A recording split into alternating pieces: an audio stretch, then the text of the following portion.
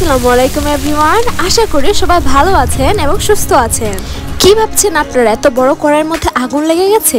আরে না, এরকম কিন্তু কিছুই হয়নি। আজকে আরেকটি ফুড রিভিউ ব্লগ নিয়ে আপনাদের মাঝে হাজির হয়ে গেলাম। আর আজকে আমরা চলে এসেছি মাওয়া ঘাটে। এখানে এসে নিজে ইলিশ মাছের লেজ ভর্তা বানালাম, বরং তাই না বিশাল বড় কড়াইয়ের মধ্যে তো আগুনই লেগে গেল। এরকম আরো ইনসিডেন্ট আপনাদের সাথে শেয়ার করতে যাচ্ছি। যারা মাওয়া ঘাটে যেতে যাচ্ছেন তাদেরই জন্য আজকের এই স্পেশাল ব্লগটা। কম খরচে ভালো মানের খাবার কোথায় পাবেন এবং কি কি রকমের খাবারের আইটেম পাবেন, এই সব কিছু নিয়ে আজকের এই ব্লগ। এরকম অনেকেই আছেন যারা শখ করে প্রথমবারের মতো মাওয়া ঘাটে গিয়েছেন এবং যে পুরো টাকা শেষ করে ফেলতে হয়েছে, লম্বা বিল দিতে হয়েছে খাবারের জন্য। ঠিক তাদের মতো পরিস্থিতিতে যাতে কারো না পড়তে হয়, সেই জন্য আজকের ভিডিওতে সবকিছু ডিটেলস আপনাদের সাথে আমি শেয়ার করব। মাওয়া ঘাটে গেলে মাওয়া ঘাটের ইলিশ খায় না এরকম মানুষ খুবই কম আছে। তো আমরাও এই রেস্টুরেন্টে চলে এসেছিলাম এই মজাদার ইলিশ মাছ খাওয়ার। প্রথম কাজ হচ্ছে রেস্টুরেন্টে যেয়ে আপনার পছন্দ মতো একটা ইলিশ মাছ বাছাই করে নেবেন। আর আমরা এখানে রূপালী ইলিশ বাছাই করে নিয়েছিলাম। আর এই লোকটা এই ইলিশ মাছটাকে সুন্দর মতো ধুয়ে এবং সেগুলোকে পিস পিস করে কেটেও দিচ্ছিল। আর আপনি চাইলে আপনার মাছের পিসটা কত বড় হবে সেটাও বলে দিতে পারেন, সেই অনুযায়ী তারা কেটেও দিবে। আরেকটা জিনিস অবশ্যই খেয়াল করবেন, যখন মাছটা আপনি কাটতে দিবেন তখন আপনি সেখানেই দাঁড়িয়ে থাকবেন, না হলে কিন্তু আপনার মাছটি হারিয়ে যেতে পারে বা বলা যায় সেটা সরিয়েও ফেলতে পারে। তো বুঝতেই পারছেন আমি কি বলতে চাচ্ছি। এখানে ইলিশ মাছ আর বেগুনকে প্রসেস করা হচ্ছে, আর এটাকে রান্না করার জন্য দিয়ে দেওয়া হচ্ছে সরিষার তেল। এখানে আমরা তাদের বলে দিয়েছিলাম যে আমরা পুরাতন তেলে মাছ ভাজাটা খাবো না, তাই তারা নতুন তেল দিয়ে আমাদের মাছটাকে ভেজে দিবে। তো এই জন্য এখানে মশলাপাতি দিয়ে সব মাখিয়ে এটাকে ম্যারিনেট করা হচ্ছে। দেখতে পাচ্ছেন খুব সুন্দর করে মাখানো। আর অন্যদিকে বিশাল বড় কড়াইয়ের মধ্যে যে তেল ব্যবহার করা হয়েছে সেটাকে রেখে দেওয়া হয়েছে যাতে এটা ভালো মতো গরম হয়। খুব টেস্টি খাবার খাবো।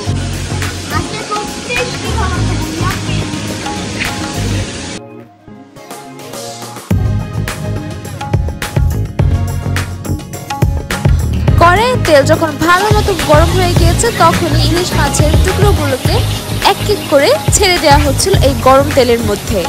আর এই দৃশ্যটা দেখতে খুবই দারুণ লাগছিল। এরপর বেগুনগুলোকে সাইডে এক এক করে একইভাবে রাখা হচ্ছিল। তো মিডল পার্টে আমাদের ইলিশ মাছ ফ্রাই হচ্ছে আর সাইডে এই বেগুনগুলো সুন্দর মতো ভাজা হয়ে যাচ্ছিল। রান্না করার পুরো প্রসেসটাই কিন্তু আমি আপনাদেরকে দেখিয়ে দিচ্ছি এই ব্লগের মাধ্যমে।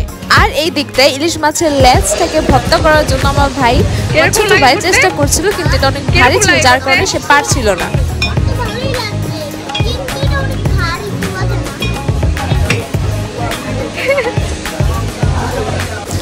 মাওয়া ঘাটের একটা স্পেশালিটি কি জানেন? আপনারই চোখের সামনে আপনার খাবার প্রস্তুত করা হবে, কিন্তু নর্মালি বাকি সব রেস্টুরেন্টে কবে না কবে খাবার আপনাকে ধরিয়ে দিবে এবং সেটা খেয়ে আপনার পেটের অবস্থা নাজেহাল হয়ে যাবে, সেটা বুঝতেও পারবেন না। তাই এখানে এই জিনিসটা খুবই আমার ভালো লাগে। আপনার চোখের সামনে আপনার খাবারের আইটেমগুলো একে একে করে সুন্দরভাবে বানানো হচ্ছে, দেখতেও যেমন ভালো লাগছে এবং খাবারগুলো বানানো দেখে ক্ষুধাও আস্তে আস্তে বেড়েই যাচ্ছে। এখানে আসলে অবশ্যই এই সালাডটা মাস্ট বানিয়ে দিতে বলবেন, কারণ এই সালাডটা অনেক বেশি আম। তো এদিকে দেখতেই পাচ্ছেন খাবার কিন্তু আমাদের প্রস্তুত হয়ে গেছে। তো এখানে আমাদের কি কি খাবার আমরা অর্ডার করেছিলাম সেটাই দেখাবো। এটা হচ্ছে লেজ ভর্তা, এরপর হচ্ছে সালাদ মাখানো, এরপর হচ্ছে পেঁয়াজ মরিচের ভর্তা।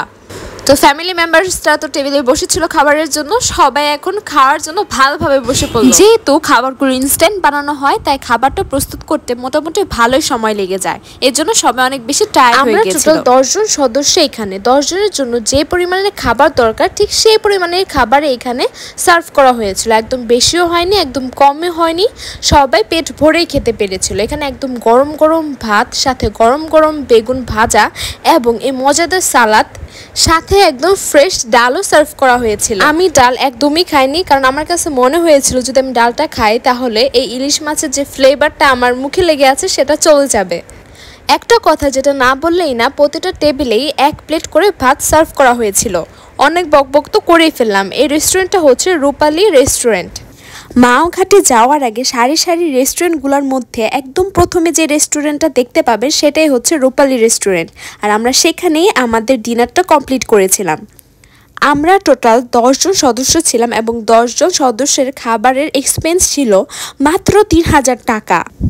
মাত্র 3000 টাকা এতগুলো খাবারের আইটেম কি সম্ভব? আরে আসলেই সম্ভব।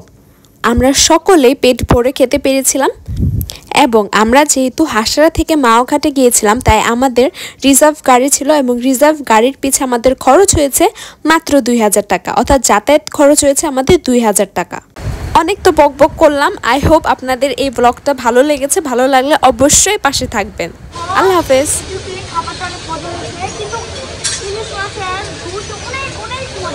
কি মজা হয়েছে?